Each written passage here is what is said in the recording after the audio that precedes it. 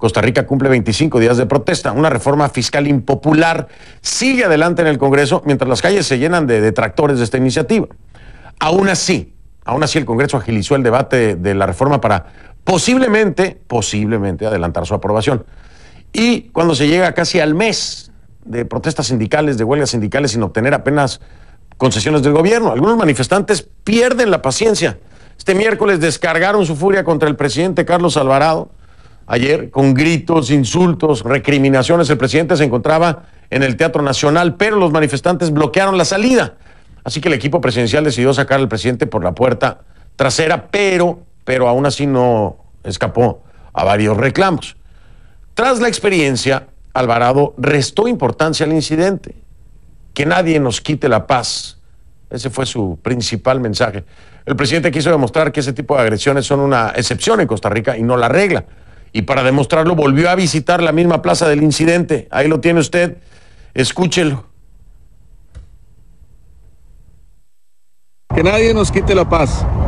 Esta es Costa Rica, este es nuestro país, un país de gente contenta, un país de gente libre, un país que puede disfrutar de caminar por un país democrático, que queremos construir y que queremos proteger para todos. Chao, que estés bien. Eso es lo que es Costa Rica. Hoy lo que vimos fue tal vez una excepción, algo que no queremos ver, pero para eso estamos trabajando, para conservar lo que más amamos de nuestro país. Claro, no es la regla, es la excepción. Eso es cierto, ¿no? Con el tema de Costa Rica. En Costa Rica esto es una excepción. Bueno, pero a veces me pregunto yo, ¿qué no son las excepciones las que acaban complicando los gobiernos? Digo yo, pregunto. La reforma fiscal busca fundamentalmente ¿qué? Bueno, pues incrementar los impuestos, que eso es impopular en cualquier país, ¿no? Pregúntenle a quien sea, al mejor país, a la mejor economía. Pregúntenle, y es incómodo, es impopular subir impuestos. Pero bueno, es que el gobierno de Costa Rica está enfrentando una crisis fiscal y necesitan poner un freno al déficit. Para eso necesitan recaudar más dinero. Sumas y restas, ¿no? Según el estudio del gobierno, el 80% de este aumento de impuestos lo pagará el 20% de los hogares con más ingresos y las empresas. Los sindicatos no lo creen así y piden la redacción de una nueva propuesta de reforma. Según ellos, el mayor impacto lo recibirán los más pobres y las clases medias. Vamos a hablar precisamente con quienes lo ven así. Y en el sector de educación, que es el que está pegando más duro. Vamos con ello.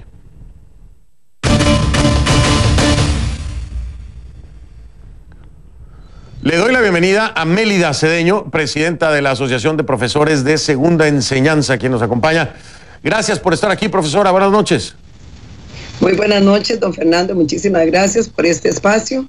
Y desde Costa Rica, un gran saludo para usted y toda la audiencia a nivel de muchos países que ven este programa.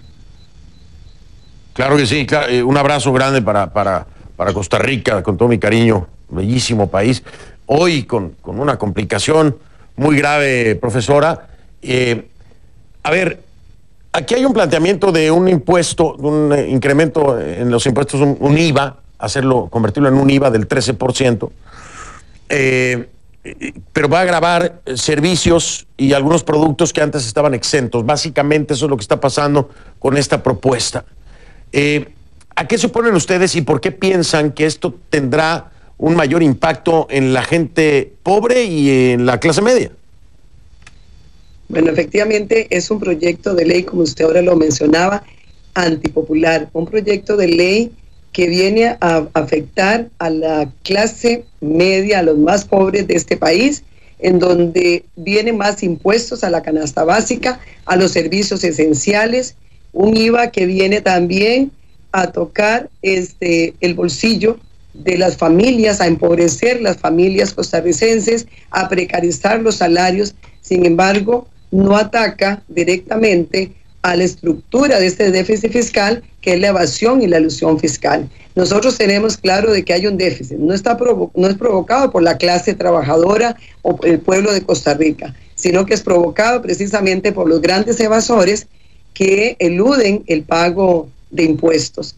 Y nosotros hemos estado trabajando precisamente en el sentido de que nosotros vamos a proteger y a favorecer y a luchar por la clase trabajadora, la que menos recibe dinero en este país, y jamás podríamos estar de acuerdo en que se exoneren las zonas francas, que se exoneren las grandes capitales, que se exoneren las grandes empresas, que se exoneren cooperativas que tienen mucho poder, mientras que al pueblo trabajador le cargan de más y más impuestos. Entonces, nosotros trabajamos, tenemos varios meses de estar haciendo intentos de acercarnos al gobierno para plantearle al gobierno precisamente una mesa de diálogo multisectorial. Si tenemos claridad de que hay un déficit, que el déficit lo paguen de verdad las estructuras de ese déficit. Entonces, nosotros vinimos reuniéndonos con personeros del gobierno para abrir una mesa de diálogo multisectorial y construir un proyecto de ley que efectivamente venga a atacar el déficit fiscal, que sea justo, solidario, progresivo. Ahora, yo decía que, perdón, profesora, yo decía que el incremento de impuestos, ¿no?, son impopulares en todos los países. Es una realidad. No importa el proyecto de ley. Es decir, a la gente no le gusta pagar más impuestos en cualquier parte. La economía más fuerte, la más sana, va a ser impopular. Nadie quiere sacar más dinero de su bolsa. Sin embargo, cuando es por el beneficio del país, cuando se trata de un déficit, es importante entender que se necesita mayor recaudación. Es sumas y restas, es muy fácil. Pero aquí, profesora, quiero preguntarle, si no hay además de la inconformidad, si no hay una carga política dentro del ámbito de sindicatos de la educación, ¿no hay una carga política que está aprovechando un momentum para ponerle un buen golpe en la popularidad a un presidente prácticamente recién estrenado? Para nada. Nosotros, aquí estamos nosotros luchando por el pueblo de Costa Rica, por el bienestar de nuestras familias.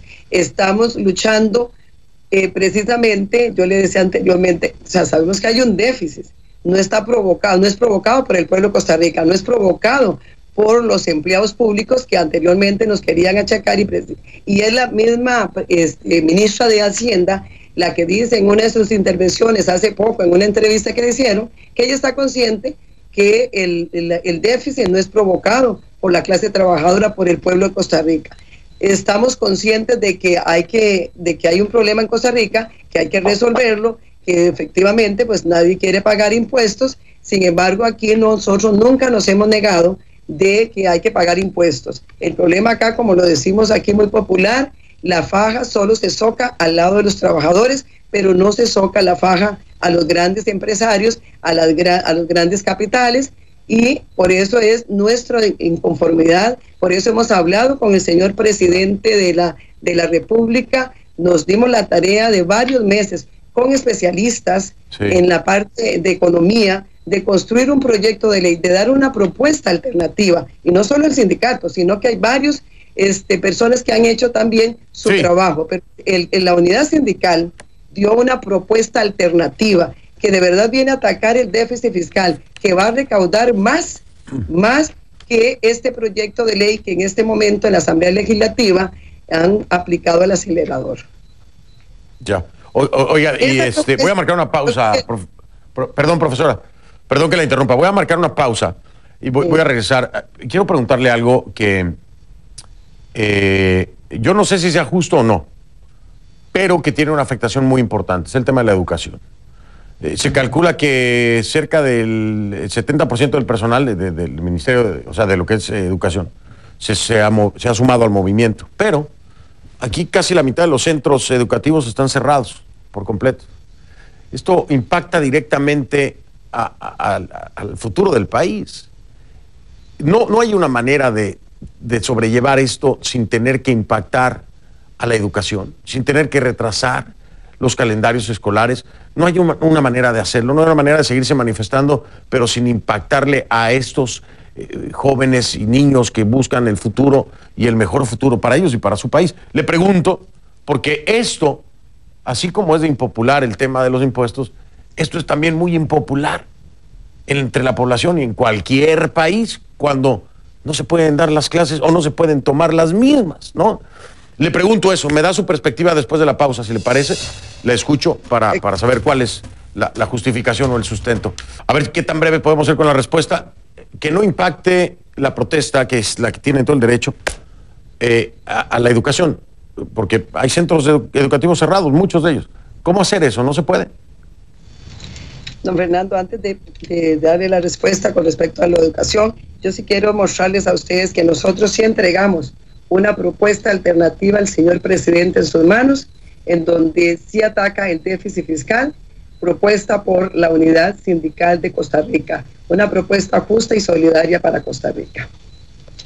Y con respecto a la educación, quiero decirles que nosotros no es la primera huelga que lidera Magisterio Nacional. Hemos estado en una huelga de más de un mes y precisamente hemos sido responsables con nuestros estudiantes, con nuestro sector educativo, y tenemos siempre nuestro plan de contingencia, nuestras estrategias pedagógicas para no dañar el curso lectivo una vez que finaliza la huelga nacional. Una huelga que no es solamente el Magisterio Nacional, sino que es un tema país que nos afecta a todo el pueblo, y tenemos padres de familia, estudiantes que están apoyando porque están conscientes de que nosotros estamos dando una lucha no por beneficios del Magisterio Nacional, sino del pueblo de Costa Rica. Que hoy le decimos a don Carlos Alvarado, presidente de Costa Rica, que se siente a dialogar con el pueblo, que no tome esas represalias, porque en lugar de sentarse a dialogar con el pueblo, hemos tenido una represión de la policía, hemos tenido una represión también del Ministerio de Educación Pública, en donde afecta directamente a la clase trabajadora, pero nosotros en educación, que los padres de familia estén tranquilos, que una vez finalizada la huelga, nosotros vamos a responder. Ahí está, esta es la respuesta que me da Mélida Cedeño. Le digo, doña Mélida, me tengo que ir, pero ahora mismo hago la invitación al presidente Alvarado para que hable con nosotros y saber si habrá o no apertura a sentarse con ustedes con esta propuesta que usted me ha enseñado, para hablarla, para ver qué es lo que pasa, porque la reforma fiscal se estaría votando mañana mismo viernes en primer debate, ojo, primer debate. Así que estoy en contacto con ustedes, escuchamos las dos caras de la moneda y le mando saludos. Gracias, Mélida. Muchísimas gracias a usted y a todo el pueblo. Nosotros queremos eso precisamente, una mesa de diálogo para construir un proyecto de ley que sea justo, solidario para Costa Rica. Queda claro, queda completamente claro. Mélida Cedeño, presidenta de la Asociación de Profesores de Segunda Enseñanza.